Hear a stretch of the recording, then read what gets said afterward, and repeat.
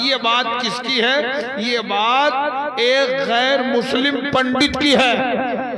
अगर इस गांव में मेरी आवाज हमारे हिंदू भाइयों तक पहुंच रही हो तो जरा बिस्तर से उठ के वो भी बैठ जाएं और मेरी ये बात सुने। झुठला देने वाले को 1 लाख का इनाम। पंडित तुलसीदास जी ने कहा मरने के बाद 2 चीजें, क्रियाक्रम सही तो स्वर्ग और गड़बड़ तो नर्क। मतलब क्या? मतलब ये है कि नमाज पढ़ के मरा है, रोजा रख के मरा है, ज़कात दे के मरा है, हज करके मरा है, अपने भाइयों से मोहब्बत करके मरा है, माँ बाप के अहकाम को कमा हक़हू अदा करके मरा है तो उसे जन्नत मिलेगी। और अगर बुराई करके मरा है, नमाज छोड़ के मरा है, रोजा छोड़ के मरा है, हज छोड़ के मरा है, ज़कात तर्क करके मरा है, भाइयों का हक गसब करके मरा है, दुनिया में उसने शराब की भट्टियों को आबाद किया, मर गया, जुए के अड्डों को आबाद किया, मर गया, जिना किया, मर गया, तो अब ऐसे आदमी को क्या मिलेगा? जोर से बोलो यार। जहन्नम। एक तो आप कम हो, बोल भी नहीं पा रहे। एक कहावत है नहीं कि एक तो करेला वहु नीम चढ़ा। करेला वैसे कड़वा होता, नीम में पका दीजिए तब उसका हाल क्या होगा। तो पंडित जी कह रहे हैं अमल अच्छे तो जन्नत और अमल बुरे तो जहन्नम। अब उन लोगों ने कहा महाराज फिर कोई उपाय बताइए ना, कोई जुगाड़ बताइए ना, कोई तरकीब बताइए ना, कोई रास्ता बताइए ना कि मरने के बाद नर्क को हम देखें तक ना बल्कि हमें स्वर्ग ही मिल जाए। अब पंडित जी बैठे हुए हैं अपने मंदिर में, माथे पर चंदन है, हाथ में त्रिशूल है, बदन पे नंगोटा है, सामने मंदिर है, लेकिन पंडित जी मुस्कुराने लगे। लोगों ने कहा महाराज बताइए। पंडित जी ने कहा सुनो, तुलसी करवट बाद में पारत है सब काम और बैकुंठवासी ना बनो बिना मोहम्मद ना।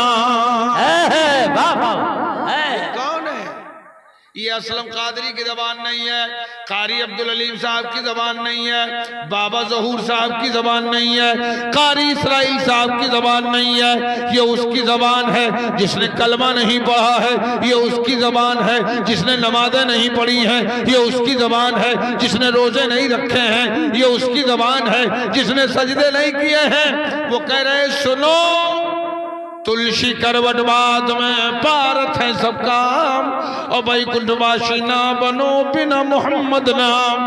अब अगर ये स्टेज वाले इजाजत दे तो इनकी जबान में बता दूं तुलसी जी क्या कह गए कि खुल्दे बरी न पाओगे आका को छोड़कर, खुल्दे बरी न पाओगे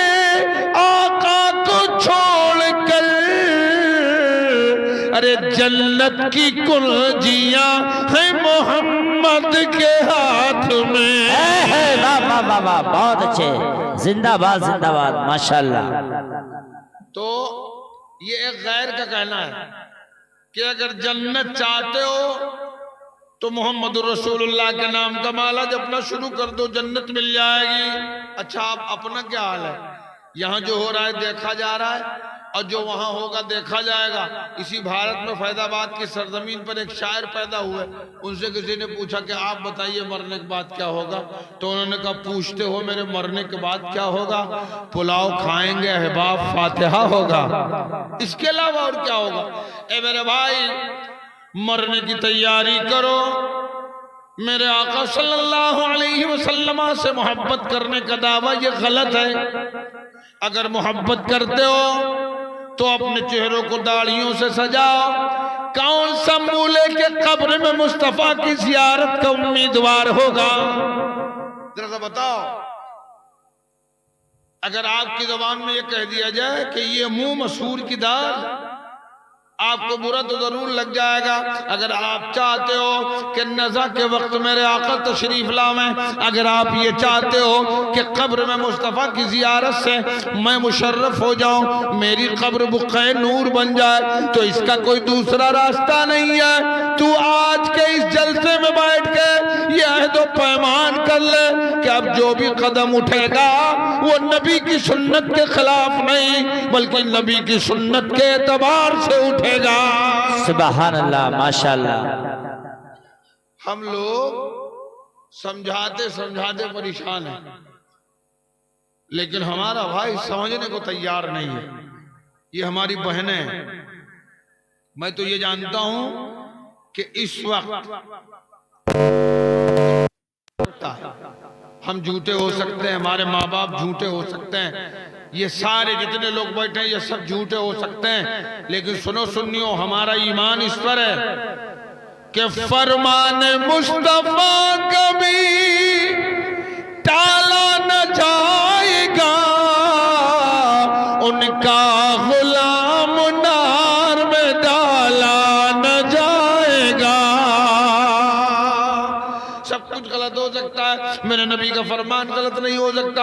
मेरे आका फरमाते हैं बच्चे का पहला मदरसा माँ की गोद है। बख्शी गांव वालों इससे क्या समझे, इससे ये समझ लो कि अगर माँ की गोद सही है तो बच्चा सही है, और माँ की गोद गड़बड़ है तो फिर बच्चा गड़बड़ है। कहना मैं जो चाहता हूँ वो ये है कि अगर हमारी बहन अपने एतबार से अपने आप को शरीयत के उसूल में ढाल ले, तो अगर आज का बच्चा पैदा होने वाला सैयद सालार नहीं होगा, लेकिन असलम का दावा है कि ये माँ गाजी मियाँ की वालिदा के किरदार में ढल जाए तो बेटा गुलाम सैयद सालार जरूर होगा। वाह वाह वाह वाह, सुभान अल्लाह, माशाअल्लाह। इसे कौन महीना चला था? दिसंबर का ना। अभी कहीं कहीं गेहूं बुआई हो रही, मान लीजिए थोड़ी देर के लिए कारी अब्दुल अलीम साहब का मेरा खेत बिल्कुल एकदम एक ही, सिर्फ मेड़ का फर्क। जो मिट्टी इनकी वही मेरी, जब इन्होंने जोतवाया मैंने जोतवाया, जब इन्होंने पलेवा करी मैंने कर दी, जब इन्होंने बिया डाली मैंने डाल दी, जब इन्होंने पानी डाल लगाया मैंने लगा दिया, जब इन्होंने खाद लगाई मैंने लगाई, जब इन्होंने निराई की मैंने कर दी। अब जब चैत में हसिया लेके ये भी खेत गए, हम भी चले गए। अब इन्होंने काटना शुरू किया तो इनके खेत में गेहूं, और मैंने काटना शुरू किया तो मेरे खेत में भरभंडा।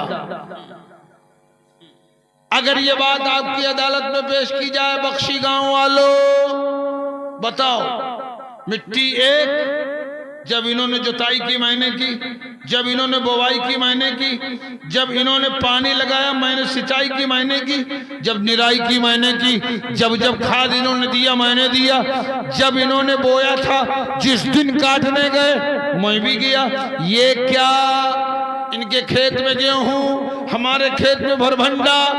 जवाब आपका होगा असलम, जिसने जो बोया है वही वो, अरे जोर से बोलो ना, वही वो काटेगा।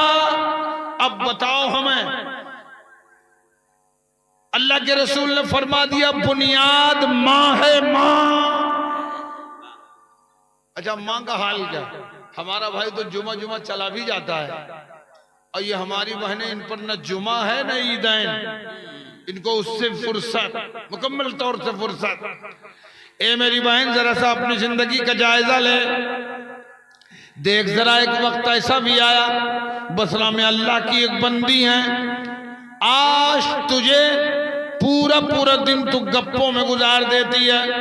एक बहन के पास बैठ के दूसरे बहन की बुराई, तीसरी बहन की बुराई, गांव वालों की बुराई, मोहल्ले वालों की बुराई, तेरा दिन इसमें गुजरता है। लेकिन जरा देख ले राबिया बसरिया को, राबिया बसरिया की दावतें लोग करते थे, रोटी होती थी, चावल होता था, कौरमा होता था, जर्दा होता था, अच्छे किस्म किस्म के खाने होते थे। लेकिन राबिया जब दावतों में जाती थी, प्याला साथ में होता, पानी मांगती, सतुआ मांगती, प्याले में डालती, घोलती और घोलने के बाद पी जाती।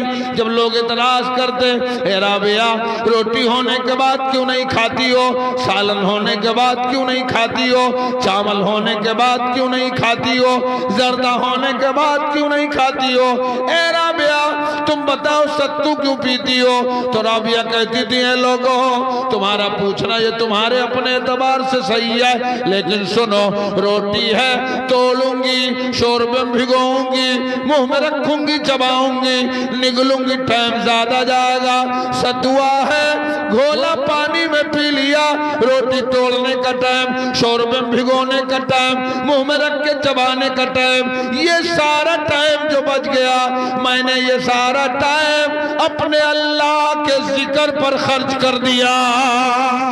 माशाल्लाह, वाह वाह। ये अल्लाह की बंदी राबिया का हिसाब है, ये उनके अपने औकात है जिक्र के। और तुम हो, तुम्हारा कहा तुम्हारा बच्चा नहीं मानता है। एक नौजवान जंगल में जा रहा है, आप वो तो नहीं रहे हो। असल में जब ये आप ही पर नहीं है, जब काम की बातें होती है ना, शैतान भी बगल में आ जाता है कि चल या तो निकल ले या तो सो जा। एक तुम हो कि तुम्हें दुनिया के कहानियों से फुर्सत नहीं है, तेरा कहा तेरा बेटा नहीं मानता है। जरा सा राबिया को देख ले, नौजवान जंगल में जा रहा है, तो उसने देखा कि जंगल में घास उगी हुई है, बकरियां घास खा रही। तो बकरी अगर घास खाए तो कोई ताज्जुब तो है नहीं। हाँ, अगर आज के दिन बकरी आ जाती, बाकायदा कुर्सी पे बैठ के, मेज पे प्लेट रख के रोटी तोड़ती, शोरबे में भिगोती, तो पूरा गांव आ जाता, देखा रे वो देखो बकरी मनई में खात है, ताज्जुब की बात है। लेकिन बकरियां घास खा रही हैं, कोई ताज्जुब नहीं। बकरी घास, ये महल है, बेमहल नहीं, मौका है, खाती है, खाती रहेगी। नौजवान जब और करीब हुआ तो उसने क्या देखा कि सिर्फ बकरियां ही नहीं है, बकरियों के जो है भीड़ में बीच बीच में भेड़िए भी लगे हुए हैं। अगर मैं आपसे कहूं कि अभी हम आ रहे थे और रास्ते में पुल पर हमें शेर मिला, उसने हाथ दिखाई, अल्लामा यार मोहम्मद साहब ने गाड़ी रोक दी, उसने मुसाफा किया, हम लोगों का हाथ पांव चूमा, खैरियत ली, वो उधर चला गया, हम इधर चले आए। तो गांव की सारे लोगों की नींदें उड़ जाएंगी, कह रहे पता नहीं वो हर से कब ये हर न सिधार दे, सब जग जाएंगे। इसका मतलब यह है कि इंसान और शेर में मिलाप नहीं हो सकता। अब बकरियां घास खा रही हैं, बकरियों के बीच भेड़िए भी है। अब वो आदमी बिल्कुल आमने सामने पहुंच गया। अब आमने सामने पहुंच के दिमाग में सोच रहा है कि यार ये कौन सी बात है, जिस तरह शेर और इंसान में मिलाप नहीं हो सकता, इसी तरह भेड़ और बकरी में मिलाप नहीं हो सकता। ये क्या देख रहा हूं मैं? वो खड़ा सोच रहा था, तभी उसके कानों तक एक आवाज आई। आवाज ये थी, सुब्हानल्लाहि व बिहम्दिही सुब्हानल्लाहिल अज़ीम। अब उसने सोचा कि इस जंगल में कौन अल्लाह का जिक्र कर रहा है, जबकि बख्शी गांव वालों सुनो, हम ही एक नहीं करते जिक्र मालिको मौला, अरे जिक्र उसका करती है, जिक्र उसका करती है, मछलियां समंदर माशाल्लाह, जिक्र रब का करती है। अब वो आदमी सोचने लगा कि इस जंगल में कौन अल्लाह की बाकी इतने अहसन तरीके से बयान कर रहा है। उसने इधर उधर नजर दौड़ाई, देखा कि सामने एक पेड़ लगा हुआ है, पेड़ के करीब गया तो क्या देखा कि पर्दे की आड़ में कोई खातून बैठी हुई है और वही अल्लाह का जिक्र कर रही है। माशाल्लाह। मेरी बहनों गौर से सुनना मेरी बात। ये आदमी गया, जाने के बाद इसने अस्सलाम वालेकुम कहा। खातून ने दबी आवाज में पर्दे का लिहाज करते हुए सलाम का जवाब दिया। इनसे बहुत ज्यादा सलामों करे वाला तो नहीं।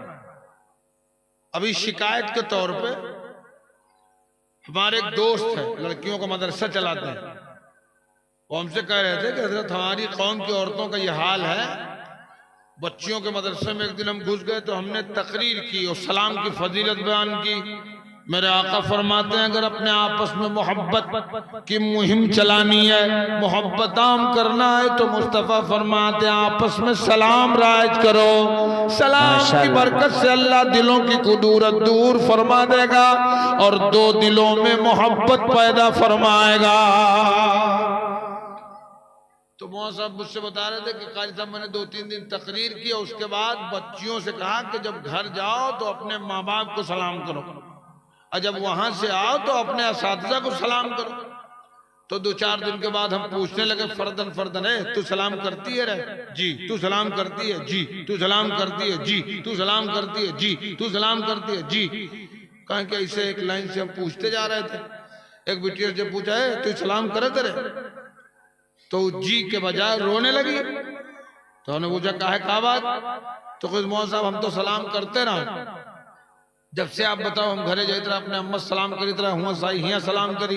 एक दिन जैसे गए कहा अम्मा सलाम वालेकुम, बस हमरे अम्मा खाते में कुचरा रहा है कुचरा।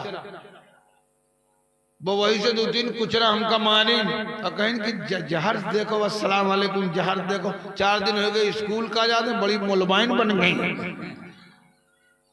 ये है हमारी कौम की औरतों का हाल। जरा सा देखो राबिया बसरिया को जवाब दिया राबिया ने और उसके बाद उस नौजवान ने कहा खातून ये बताओ सामने जो बकरियां जंगल में घास खा रही हैं ये बकरियां किसकी हैं? माशाल्लाह।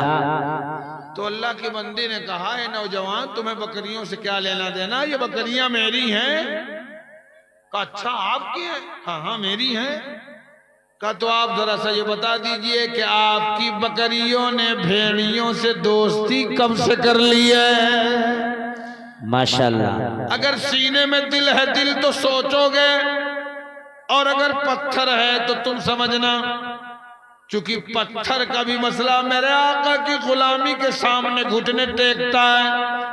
तभी तो किसी कहने वाले ने कहा है नाम सरकार पे कुर्बान हुए जाते हैं। माशाल्लाह। नाम सरकार पे कुर्बान हुए जाते हैं, संगरेज़े भी मुसलमान हुए जाते हैं। अल्लाह की बंदी राबिया ने कहा ठीक है तुमने पूछ लिया है तो सुन लो। तुम्हारा पूछना यह है कि अगर बकरियां मेरी हैं तो मेरी बकरियों ने भेड़ियों से दोस्ती कब से कर ली है? तो सुन ले नौजवान, जब से मुझ राबिया ने अपने अल्लाह से दोस्ती कर ली है तब से अल्लाह की सारी कायनात ने मुझ राबिया से दोस्ती कर ली है। मेरी बहनों खुदा के वास्ते अगर तुम चाहती हो कि तुम्हारा मुआशरा सुधर जाए तो तुम सुधर जाओ। बुनियाद जब पुख्ता होती है मजबूत होती है तो इमारत चाहे जितनी मंजिल खड़ी कर दो, अगर बुनियाद कमजोर है तो तेरी इमारत टिक नहीं सकती है। तू अपने को फातिमा की कनीज बना ले, तेरी गोद से पैदा होने वाला जो बच्चा उभरेगा उस बच्चे के बारे में तू नहीं कहेगी, दुनिया कहेगी अभी नन्हा सा पौधा है, बड़ा होगा तो फल देगा। हमारी कौम का बच्चा हवा का रुख बदल देगा। माशाल्लाह वाह बहुत अच्छा। कल मात्र है, तकरीर अभी होनी है, नाते आप सुनाएंगे। अब इंशाअल्लाह कभी मौका मिला, ये वक्त हाथ आया तो कोशिश करूंगा कि आपकी और जम के मरम्मत की जाए। अल्लाह ताला हम सबको उसवे रसूल का आमिल बनाए। आमीन न कहना कबूल हो जाए।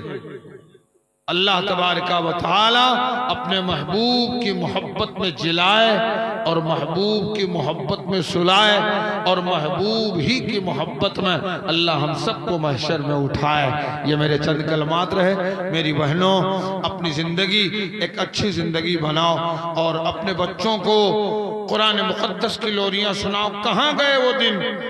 हजरत बाबा फरीद गंज शकर 4, 5, 6 साल की उम्र में जब आप घर से मस्जिद जाने लगे तो आपका चेहरा देख देख के लोग इस्लाम लाने लगे।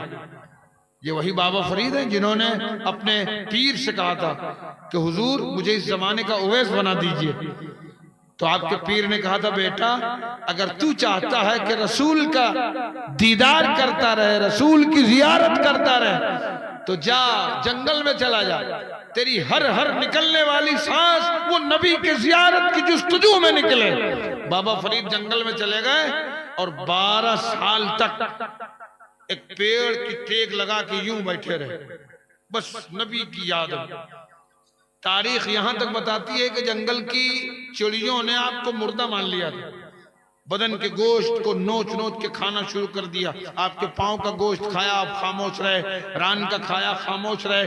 दस्तो बाजू का खा लिया, खामोश रहे। सीने शिकम का, पीठ का गोश्त खा लिया, खामोश रहे। लेकिन जब वो चिड़ियां सर पे आके बैठी तब बाबा फरीद ने आंखें खोली और मदीने की तरफ मुंह करके कहने लगे चिड़ियों से, कागज सब तन खाइयो, चुन चुन खाइयो मांस, अरे दो नैना मत खाइयो, पिया मिलन की आस है बाबा। बाबा फरीद 6 साल के मस्जिद जाने लगे। गैर मुस्लिम देख देख के कलमा पढ़ने लगे। कुछ लोगों ने जाके काजी शहर के पास शिकायत पेश की कि अगर यही हाल रहा तो एक दिन पूरे शहर में इस्लाम ही इस्लाम रहेगा। तो लोगों ने आपको काजी के सामने पेश किया। काजी के सामने जब आप पेश किए गए तो आपके चेहरे पर नकाब डाल के पेश किया गया। काजी ने कहा, यही वो बच्चा है जिसको देख के लोग कलमा पढ़ते हैं? कहा, हाँ यही वो बच्चा है। अब बाबा फरीद फजर के लिए मस्जिद के लिए गए थे, जोहर तक नहीं आए, असर तक नहीं आए, मगरिब तक नहीं आए। आज की हमारी बहन होती तो पूरा जिला छान मारती, लेकिन बाबा फरीद की वालदा घर में बैठी रही। जोहर के बाद अपने बच्चे का इंतजार करती रही। असर के बाद मगरिब की नमाज पढ़ी और सजदे में सर को रखा, अर्ज किया, परवरदिगार तू दिलों के राज जानता है। अल्लाह तेरे महबूब का फरमान है, तेरे महबूब की बेटी का फरमान है कि औरत का सबसे अच्छा जेवर उसका पर्दा है। अल्लाह मेरा बेटा गुम हो गया, अब तक नहीं आया है। अल्लाह तेरे महबूब की बेटी की बांधी हो, अल्लाह अपने महबूब की बेटी के सदक़े मुझ माँ से मेरे बेटे को मिला दे। दुआ कर रही थी। बाबा फरीद तब तक आ गए। अब वहां जब पेश किए गए तो उसने कहा, जज ने, कि यही वो बच्चा है जिसको देख के लोग कलमा पढ़ते हैं? कहा, हाँ यही वो है। कहा, अच्छा बेटा सर से, चेहरे से जरा सा पर्दे को हटाओ, देखूं क्या है तुम्हारे चेहरे में कि जो तुमको देखता है वो तुम्हारा हो जाता है। बाबा फरीद गंज शकर ने जैसे अपने रुख से पर्दे को हटाया तो जज भी कुर्सी पे बैठे बैठे कहने लगा, ला इलाहा इल्लल्लाह मुहम्मदुर रसूलुल्लाह। अब बाबा फरीद जब मगरिब टाइम घर पहुंचे, माँ ने अपनी बाहों में भर लिया। कहा, बेटा कहाँ थे फजर से अब तक? उन्होंने पूरी बात बताई कि अम्मा तेरे बेटे के चेहरे को देख के लोग कलमा पढ़ते हैं, इसलिए गैरों ने शिकायत कर दी थी, दावा दायर कर दिया, मैं कोर्ट में पेश किया गया और कोर्ट में ऐसा ऐसा हुआ। तो आपकी अम्मा ने कहा, बेटा सही में तुझे देख के लोग कलमा पढ़ते हैं? कहा, हाँ ये सच है माँ, जो तेरे लाल को देख लेता है ना, अगर बेकलमा है तो मजबूर होके घुटने टेकता है, कलमा पढ़ता है। कहा, बेटा अगर ऐसा है तो इसमें तेरा कोई कमाल नहीं है। जैसे मैं तकरीर कर रहा हूं आपके सामने, मान के चलो 2-3 लोग इरादा कर ले कि इंशाल्लाह हम नबी की सुन्नत से अपने चेहरे को मुज़य्यन करेंगे, या 2-3 लोग ही कह दें कि ठीक है हम अब तक नमाज नहीं पढ़ते थे लेकिन नमाज पढ़ेंगे। हालांकि आप ऐसा करोगे नहीं क्योंकि आप कठोर लोग हो, ये मुझे मालूम है। लेकिन अगर कल यहाँ से कारी अब्दुल हलीम साहब फोन करें कि हजरत 2-3 लोग नमाजी बढ़ गए और मैं अपनी अम्मा से कहूँ माँ तेरे बेटे की तकरीर ने 2 को नमाजी बना दिया, हमारी माँ हमसे कह दे बेटा तो इसमें तेरा कौन सा कमाल है, तो बताओ फेफड़ा मेरा फूल लाए, कमाल किसका होगा।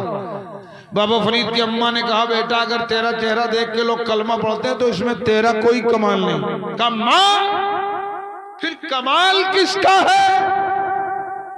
कहा मेरे बेटे अगर तेरा चेहरा देख के लोग कलमा पढ़ते हैं तो इसमें तेरा कोई कमाल नहीं, कमाल तू खुद ही जान जाएगा। सुन मैंने दुनिया के और माओ की तरह तुझे नहीं पाला है। जब तू हालत शीरखारी में था यानी दूध पीने के जमाने में और दूध के लिए हाथ पांव चलाता था तो मैं और माओ की तरह तुझे दूध नहीं पिलाती थी, बल्कि मैं पहले वजू करती थी, वजू करने के बाद 2 रकात नमाज नफल पढ़ती थी और उसके बाद अपने नबी पर दरूद पढ़ती, फिर अपने रब से दुआ मांगती थी ए अल्लाह मैं अपने बच्चे की परवरिश में दूध पिलाने से पहले वजू कर चुकी हूँ, ए अल्लाह तुझे सजदे भी किए हैं, ए अल्लाह तेरे महबूब पर दरूद भी पढ़ा है, ए अल्लाह तुझे वजू का वास्ता, ए अल्लाह सजदों का वास्ता, ए अल्लाह दरूद का वास्ता। मैं जिस बच्चे को दूध पिलाने जा रही हूँ कल जब मेरा बेटा बड़ा हो जाए तो ए अल्लाह मेरे बेटे के चेहरे में वो ताबो ताकत दे देना कि जो भी बेकलमा मेरे बेटे को देखे वो कलमा पढ़ के फौरन मुसलमान हो जाए। माशाल्लाह वाह। इसमें कमाल तेरा नहीं है, जो कुछ कमाल है वो तेरी माँ की दुआ का कमाल है। मेरी बहनों अपनी आदतों अतवार सही करो और मेरे भाइयों तुम भी कम नहीं हो, आप भी सुधरो। अगर घर में रहो मस्जिदें तुम्हें पुकारें, आज मरे जा रहे हैं, हमारी वो मस्जिद छीन गई, कल 6 दिसंबर गुजर गया, जगह जगह एहतजाज हुआ, मस्जिदें छीन गई, ये हो गया वो हो गया। हमें मस्जिद बनाना कमाल है। नहीं जाओगे जिस घर में इंसान घर बनवा दे न रहे भूत कब्जा करते, भूत। मस्जिदें तुम्हारी हैं, अगर तुम सजदों से आबाद नहीं करोगे तो वो दिन दूर नहीं है। लिहाजा मस्जिदें बनाना कमाल नहीं है, अपनी मस्जिदों को अपने सजदों से आबाद करो और अपने रब का शुक्र करते रहो। ईमान पर दुनिया से जाओ। जब तुम पैदा हुए थे जमाना हंस रहा था, तुम रो रहे थे, लेकिन ऐसी जिंदगी जी के मरो कि जब तुम मरो जमाना रोए और तुम हंसते हुए ये कहते हुए चलो मेरे अजीजों ये रोना कैसा, लिबास ही तो बदल रहा हो, कब्र में आका की दीद होगी, मैं घर से सज कर निकल रहा हूं। माशाअल्लाह वाह। इस महफिल को कबूल फरमाए। अस्तगफिरुल्लाह ली व लकुम अजमाइन। कलमा शरीफ का विर्द कर लिया जाए। ला इलाहा इल्लल्लाह मुहम्मदुर रसूलुल्लाह सल्लल्लाहु अलैहि वसल्लम। जिंदगी ये नहीं है किसी के लिए, जिंदगी है नबी की, नबी के लिए ना समझ मरते हैं, जिंदगी के लिए जीना मरना है सब कुछ नबी के लिए। मसलके आला हजरत पे कायम रहो, जिंदगी दी गई है इसी के लिए। अस्सलाम वालेकुम व रहमतुल्लाहि व बरकातहू। सुभान अल्लाह माशाअल्लाह। ये थे